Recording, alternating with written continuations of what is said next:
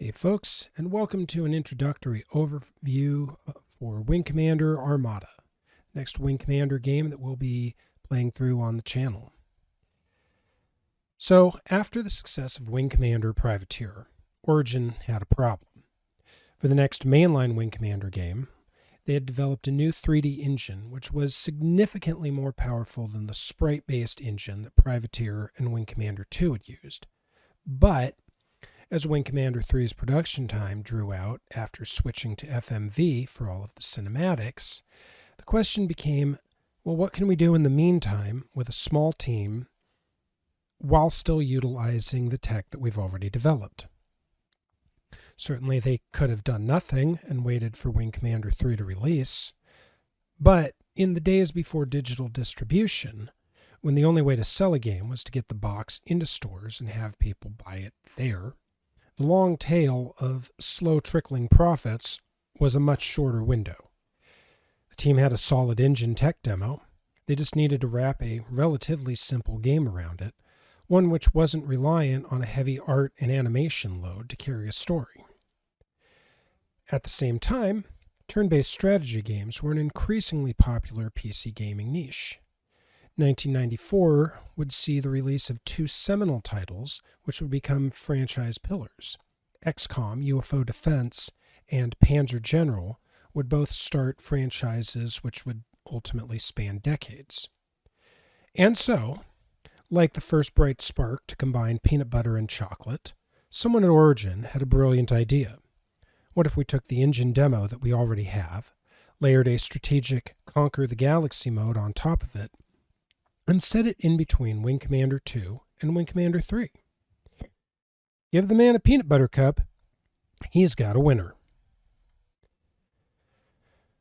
Wing Commander Armada is a combination of the tried and true space combat that the franchise was known for, coupled with a decently complex turn-based strategic game mode. Players can battle solo in the campaign or in a randomly generated map, or in a first for the franchise, they could battle against each other.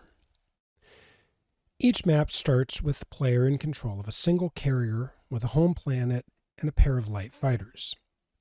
The goal is to defeat the enemy carrier and/or take their home planet in the system before that happens to the player.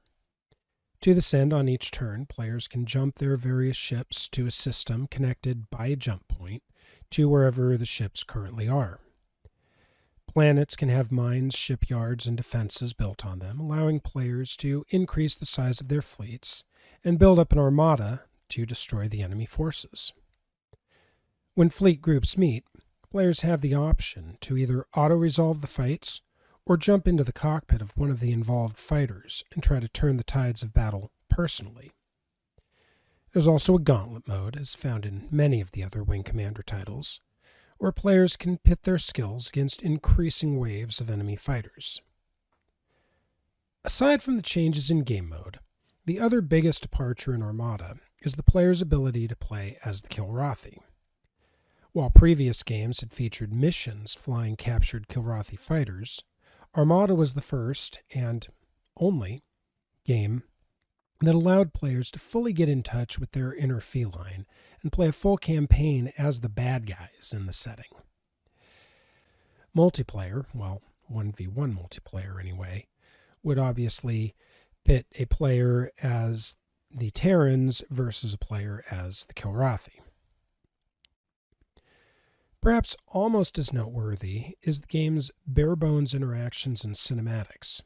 There are no wingmen to talk to in the bar, no cutscenes after each mission series, just a pre-recorded intro and two endings, one for each side.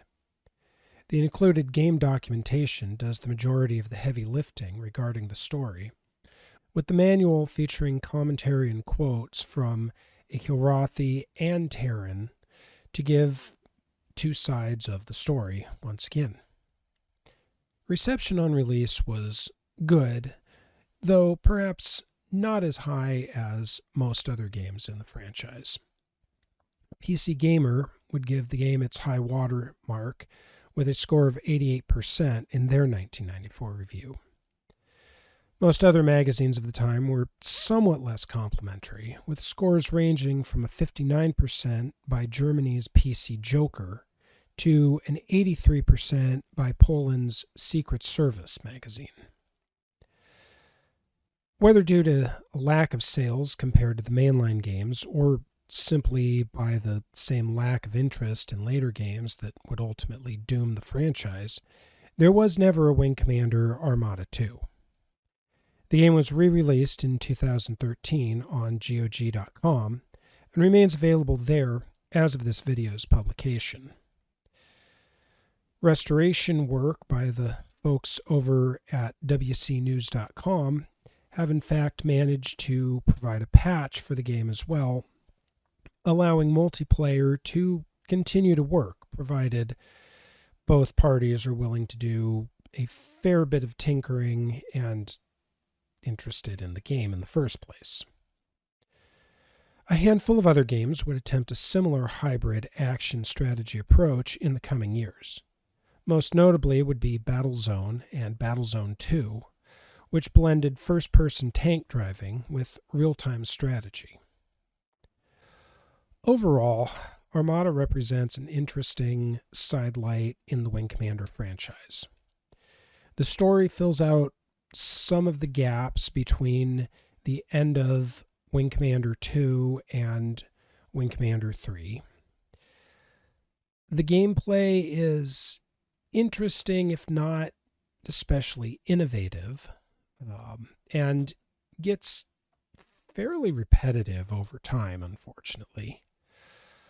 The biggest replay value would probably be the multiplayer aspect, which, of course, was a lot more difficult to get going in 1994.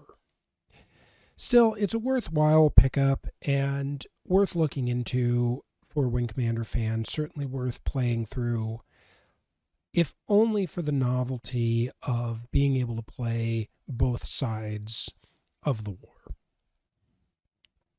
And with that, we'll see you on the next one, where I delve into the campaign. Thanks for watching this video all the way to the end. Please remember to like and subscribe, and we'll see you on the next one. Team Caster Clan, out.